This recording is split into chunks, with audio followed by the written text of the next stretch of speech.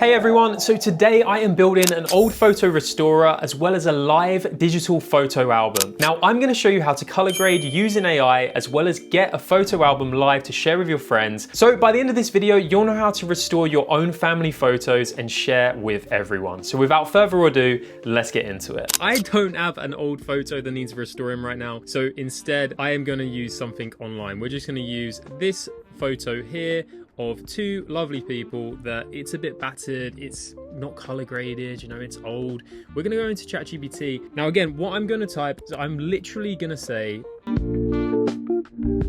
simple as that, just restore the photo for me. And we're gonna hit enter and see what it brings. It's been restored, there's no scratches, that's brilliant. Now, the one thing I wanna do is I wanna color grade it now. So I'm just gonna describe the edits down below and say, and hit enter and let's see what it brings. Here we are, we have seen the nice final piece, the edited colored version. And now we're gonna try and create a photo album to share with our friends and family and everyone to enjoy. So I've just typed in, generate a HTML photo album landing page for 1970 where there is 4 picture slots for every month of the year and the first slot contains the image above. Make the page beautiful and minimalistic. Now again, you can include as many pictures as you want. I just have one for now. And ChatGPT has given me the HTML to download. So we're just going to download this and go to TinyHost. Now I'm just going to hit upload, open this zip file, and let's just name it photo album. We're going to hit publish and wait for the results and then view link. Now here you are,